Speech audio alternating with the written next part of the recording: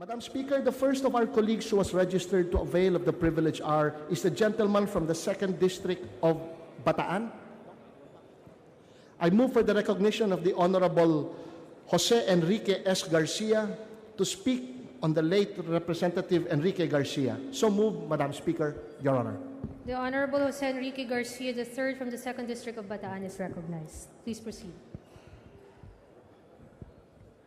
Madam Speaker, distinguished members, ladies and gentlemen, a very pleasant afternoon.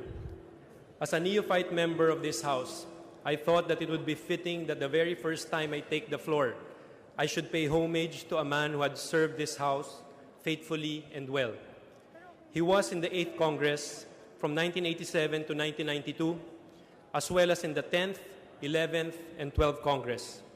The next 9 years he spent serving as governor of the people of Bataan, whom he loved very much. But he was back in the 16th Congress and continued to serve up to June 13, 2016, when he met his untimely demise. The man I speak about is Congressman Enrique T. Garcia Jr., fondly known as Cong, my best friend, mentor, and father. First, allow me to take this opportunity to extend my family's sincerest apologies to the House leadership for not being able to bring him here for the traditional necrological services. I know my father would have wanted very much to thank his colleagues in this House, the congressional officers and staff, for all the wonderful work that is being done here for the good of our country. I can almost sense him urging me to deliver this privileged speech so that I can convey to you his sincerest gratitude. Early on in Congress, Cong was referred to with much admiration as the pit bull of the House, a moniker given by a former colleague, then Makati Congressman Teddy Boy Locsin, for his ferocious tenacity in pursuing worthy national causes and issues. As they said, once he latched on an issue, he refused to let go. We know how he once stood alongside known legal luminaries that include the likes of former Senators Joker Arroyo and Wigberto Tañada, and our colleague, Congressman Manong Edsel Lagman, against the first oil deregulation law and the evils of an oil cartel. Cong orally argued the case before the Supreme Court, though he is not even a lawyer, a first in the history of this country's judiciary. He did it so well and went on to win the day for the Filipino oil consumers. Once again before the Supreme Court, but this time single-handedly, Cong successfully fought for the retention of the country's petrochemical industrial complex in Bataan. Because of this, the province is now reaping the fruits by way of increased tax revenues and employment opportunities for our constituents. In his last term as governor, Bataan was second among the top 10 self-sufficient provinces in the country, according to the 2013 Tax Watch ranking by the Department of Finance. Self-sufficiency in the shown table is measured by the ratio of locally sourced revenue to annual regular income, which should exceed 20%. Cong passion for public service was relentless. This led him to discover and expose what has come to be known as the mother of all revenue scams.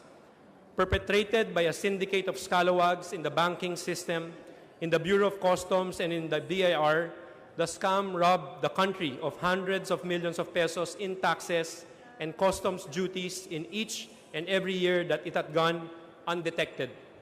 As explained by Mr. Federico D. Pascual in his column Postscript, and I quote, "Their modus operandi was simple. Checks paid by big taxpayers were intercepted by key bank officials, deposited in a temporary account, opened to catch the diversion. After the amount was withdrawn, the account was closed." The operation, which ran for years, was possible because of lax rules and with the connivance of bank managers, some of whom were convicted years after Garcia exposed the scam. Cong simple solution: a new rule was to be imposed that all check payments bore a coded number to mark and separate them as intended for either the BIR or the Customs Bureau. They were thus automatically credited to either without delay and without human intervention. He was then in the 12th Congress when he presented to Malacanang his solution to the problem. and once his proposal was adopted and implemented in October 2002, the massive pilferage stopped immediately and completely. It was only during the 16th Congress when the Committee on Ways and Means passed Resolution number 29 acknowledging his efforts. As it was there noted, had he not stepped in, losses to date would have come to several billions of pesos more. Those were but some of his outstanding accomplishments.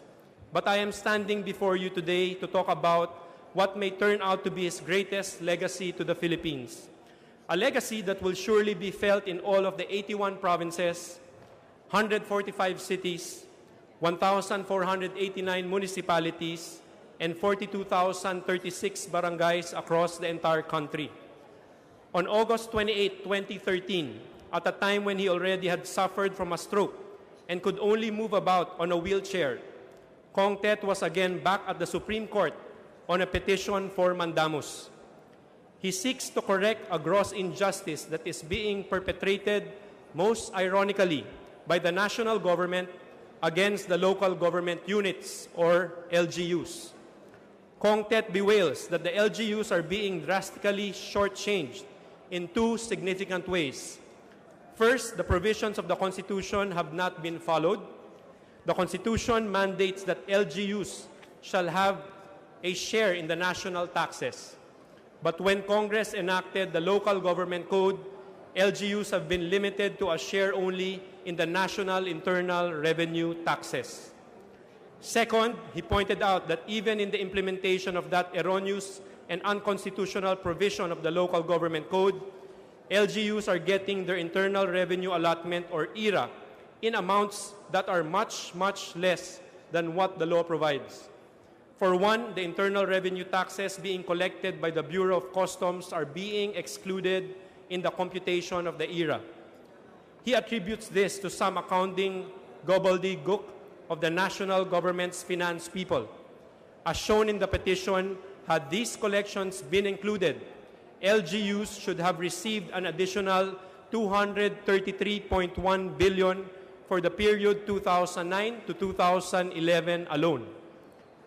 As we all know, one key aspect in the devolution process is the transfer to the LGUs of the responsibility for the delivery of basic services, which includes health, agriculture, environment and natural resources, social services, and public works funded by local resources. But to enable the LGUs to perform their role as effective partners in the national progress and development, the Constitution has properly seen it fit to provide them with a broadened taxing power and a just share in the national taxes. After all, national taxes are paid by individuals and corporate taxpayers who make their living in cities and municipalities, thereby making LGUs as the source of the national taxes. In fact, the 2013 to 2015 BIR collection in Bataan is more than the whole province IRA share by almost 1 billion pesos for the same period. It is therefore in the interest of the national government, the country and its people, that the salutary aim and vision of the Constitution to sufficiently empower local governments should not be brought to naught. True to form, it was Cong Tet who saw, heard, and felt the crying need of LGUs for empowerment. He sought judicial relief, but it is taking much time. He had appealed to the national government to do what is right and just, for the national government to simply follow the law, but his plea was ignored. The national government continued to retain the funds for its own use, such as the Disbursement Acceleration Program. It is by some quirk of fate that just when a new leadership has taken over the reins of government after the last elections, a new leadership that presents a whiff of fresh air and fresh new hope, Cong Tet had to slip away to be at home with the Lord. One can't help but sense the symbolism when President Duterte solemnly stood before my father's coffin during the wake. They were former colleagues during the 11th Congress. Now, I am compelled to convey my father's unspoken message to President Duterte. I appreciate your aggressive push towards federalism, As President of this country, it is really up to you to provide directions on where you want our people to be. I can understand your frustrations over a centralized government. Yes, our government remains highly centralized despite the local government code and its mandate to devolution. You want federalism because a centralized form of government tends to neglect areas that are far from the seat of power. You want the rest of the country to break free from what is now being derisively referred to as Imperial Manila. In fact, Mindanao is said to produce 60% of the gross domestic product, but only about 40% is returned to it. As bluntly put in a leading daily, a strong argument for federalism is because Manila is stealing the funds. In 2015, 35% of the national budget reportedly went to Metro Manila, even if it represents only 14% of the country's population. Federalism aims to put an end to all of that. Federalism is seen to lead to an equitable distribution of national wealth across the country. The shift to federalism, however, is a lengthy and tedious process.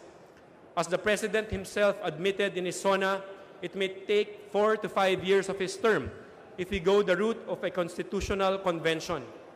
Because of the length of time and the staggering cost, a constituent assembly is now being considered. Still, that may take as long as 2 years. In the meantime, I sincerely believe that Cong Tet's vision of empowerment for LGUs presents a fast and simple solution to the problem. So on behalf of the LGUs, let me address this appeal to President Duterte. Please give this matter serious thought and consideration. Once convinced, all it will take is a clear directive to the DOF, the DBM, and the BAR. Compute the ERA strictly in accordance with Section 284 of the Local Government Code. This will immediately achieve the same desired objective, which is the equitable distribution of the national wealth. With the President's directive, LGUs need no longer wait for the Supreme Court decision on the ERA petition. Funds would then be channeled to the LGUs across the country to enable them to develop and ultimately become self-sustaining and effective contributors to the national economy. The funds would be right where they are needed and put to good use through the local development councils, which, according to the Supreme Court in the case of Belgica versus Ochoa, have the legal mandate to help in setting the direction of economic and social development within their respective territorial jurisdictions. This will also solve underspending, which has been cited as the reason for the deceleration of economic growth. DBM data showed that disbursement for infrastructure and capital outlays in 2015 fell below target by 20%. Out of the program 431.6 billion, expenditures amounted to only 345.3 billion pesos. In totality, for the same year, the government spent 2.23 trillion, which was 12.8% lower than the program.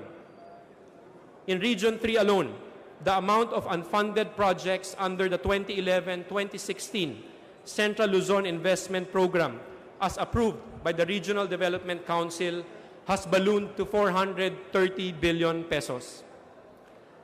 According to now Budget Secretary Dr. Benjamin Jokno, underspending results from DBM providing government agencies with more money than they actually need or are able to spend. He suspects that past administrations was deliberately making the budget bloated because they wanted to keep the savings. Did they do this because they have too much funds in their hands? Do these funds legally belong to the LGUs? In closing, may I read Cong Tet's favorite quotation on the subject. This is from a paper written for the Local Government Center, College of Public Administration of the University of the Philippines, and Ford Foundation Philippines. And I quote, "Being in the front line, LGUs are being regarded by many citizens as the government. If local governments fail and are unresponsive to the basic needs of the people, then government to these people is a failure, regardless of the grandiose plans and visions that the national government has. End of quote. Madam Speaker, distinguished members, ladies and gentlemen, I deeply appreciate your precious time and attention. Maraming salamat po. Majority Leader. Madam Speaker, one of our colleagues has registered to interpellate the Honorable Garcia. I move for the recognition of the Honorable Kuya Jonathan R. C. Alvarado of the 1st District of Bulacan. So moved, Madam Speaker, Your Honor. The gentleman from Bulacan is recognized. Please proceed. Thank you, Madam Speaker. Madam Speaker, I just would like to ask the gentleman from Bataan if he would be courteous enough to allow me, this humble representation, to ask some questions. Madam Speaker, I oblige. Mr. Congressman, did I hear you right, that for the period of 2009 to 2011 alone, the local government units have been deprived of as much as 200 billion pesos? Madam Speaker, to answer the question from the gentleman from Bulacan, I believe I have a slide which I want to be shown on the screen showing that in the collection. Can we show the slide? That in the period 2009 to 2011, the collections from the Bureau of Customs for VAT and excise tax was not included in the computation of the ERA, and at the same time, there were also ERA deductions amounting to 27 million, 49 million, and 61 million. So if you add up the ERA shortfall from 2009, 2010, and 2011, which corresponds to 62.9 million, 76.6 million, and 93.2 billion, that would total to 232.8 billion. So correct, the past in the years 2009 to 2011, more than 232 billion was deprived to the local government units. Madam Speaker, may I continue my question? Please proceed. Madam Speaker, in my case, I represent the province of Bulacan, its 1st district. And will the gentleman would be able to tell me how much ERA our province should have received during the said period? Madam Speaker, I'd like also again to show a computation of what would have been the ERA for the different provinces in Central Luzon for the period 2011 to 2014. And as you can see, the total to answer the question of the gentleman from Bulacan, the total ERA shortfall computed from 2011 to 2014 for the province of Bulacan is more than 3 billion pesos.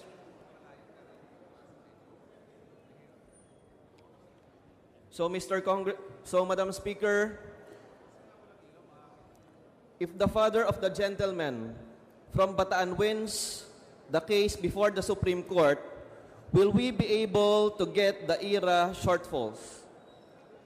Madam Speaker, if the pending case of the Supreme Court is granted to the petitioner, the Supreme Court will be, the ruling of the Supreme Court will allow that the local government units receive or get what is due to them as accordance with the local government code on how it actually should be computed. But Madam Speaker, we believe that instead of waiting for the Supreme Court to decide on this petition, we are pleading the President, the national government, to take a look at this petition, because the President, through his powers, may be able to study this petition and without waiting for the decision of the Supreme Court, instruct the DBM, the DOF, and the BIR to compute it accurately and provide or give the ERA that is due to the local government units as indicated in the petition. Madam Speaker, ang 3 bilyong po na maaaring maibigay sa aming probinsya, kung mapapatunayang talagang nagkulang yung aming internal revenue allotment na magmula pa noong 2009, ay tunay namang makakapagbigay ng karagdagang tulong lalong-lalo na pag-asa sa lahat ng mahihirap at mamayan ng dakilang lalawigan ng Bulacan at ng buong bansang Pilipinas. Ako po ay naniniwala, Madam Speaker, na kailangan pong suportahan ng Kongreso ng Pilipinas, lalong-lalo na po kung naririnig tayo ng ating minamahal na Pangulo, ang kaso po na ipinasok ng ating nakaraang Congressman Tet Garcia. Ako po, Madam Speaker, ay nagpapasalamat sa oras na ibinigay sa akin ng ating congressman mula sa Bataan ng pagkakataon na siya ay mabigyan ko ng ilang katanungan na magbibigay ng linaw hindi lamang sa lalawigan ng Bulacan kung hindi sa buong bansang Pilipinas. Maraming salamat po, Madam Speaker.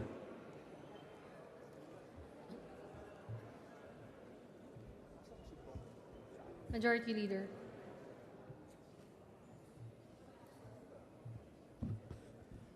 Madam Speaker, I move for the recognition of the gentleman from the 3rd District of Pampanga, the Honorable Aurelio Dong Gonzales, for his chance to interpellate the Honorable Speaker. Thank you, Mr. Speaker. I just would like to ask the gentleman from Bataan, because during the time of his father, I'm not in Congress in 2013 up to 2016.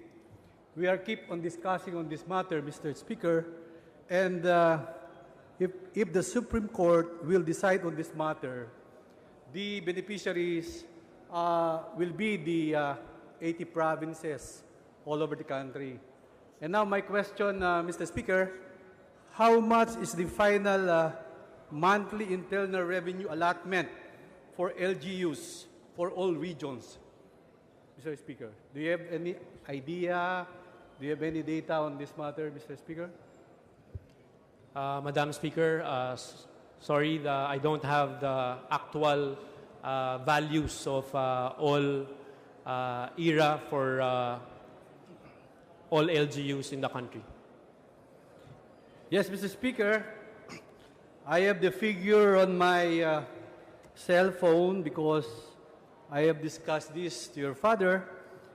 In 2013, the province, cities, municipalities, the budget required is 13,844,142,962 pesos. But except in CAR and the 3 regions. So, Mr. Speaker, I am also manifesting that the good gentleman from Bataan, my colleague in Central Luzon, Congressman Garcia, and his brother is the governor now in Bataan, will keep on discussing this matter. So, Mr. Speaker, what is now the status of this issue in the Supreme Court, Mr. Speaker? Madam Speaker, the case was filed on August 28, 2013. It is still pending before our Supreme Court. In the death of my father, I filed a motion to substitute him as a petitioner. So, Madam Speaker, we're still awaiting the decision of the Supreme Court with regards to this petition. But again, I would like to reiterate that instead of waiting for the decision of the Supreme Court, we would like to plead with the national government, with President Duterte, to consider looking at this petition and acting on it by instructing the DBM, DOF, and BAR to compute the internal revenue allotment accurately. And this, Madam Speaker, will correct what is not being given to the local government units in our country. Yeah, Mr. Speaker, that's a good idea. I'm also calling our colleagues in Congress, not only in Region 3, not only in Pampanga or Bataan will benefit on this one. It will benefit all over the country, all 80 provinces, the 16 provinces, the 142,000 plus barangays, and 1,400 plus cities and municipalities will benefit on this issue. So, Mr. Speaker, you know, those previous years, I think that was 2010 up to 2016, we have a lot of windfall. You know, windfall, we have a lot of savings in our country. We are underspending. And every legislator needs a augmentation. Help for the social services, scholars, mga may sakit, at mga farm-to-market road, mga hospital. That's why, Mr. Speaker, this recommendation of our dear congressman from Bataan, I'm urging this body also to follow up this issue in the Supreme Court because the constituent, our constituent, will benefit on this issue. I have a lot of figure on this. I will just submit it to you, Mr. Speaker, or to the gentleman from Bataan regarding this issue. Your father gave me this one. And during the time of the gentleman from Batangas, we went in Nueva Ecija, we went in Region 4A, we went in Region 4B to discuss everything regarding this local government unit. This is an augmentation. This is a big help to our local government officials. So, Mr. Speaker, yun lang po ang pwede kong sabihin. Kung pwede, this is a 500 billion pesos. You know, 500 billion pesos. How much our proposed budget for the year 2016? I think more or less is 3.3 trillion pesos. This is almost 500 billion pesos. Ang makikinabang po dito, not only your district, not only your province, not only the central zone, but the entire country. So, Mr. Speaker, maraming salamat po sa binigay na oras sa aking kaibigan sa pag-interpolate. And I am one also to support this issue, this local government unit. Thank you very much, Mr. Speaker. Majority Leader. Madam Speaker, I definitely agree with the observations and comments of the gentleman from Pampanga. Majority Leader. Madam Speaker, may we refer the privileged speech of the Honorable Jose Enrique S. Garcia III of the 2nd District of Bataan and its interpellation to the Committee on Rules. So moved, Madam Speaker. Is there any objection? The Chair hears none. The motion to refer the speech of the Honorable gentleman is referred to the appropriate committee. It is approved.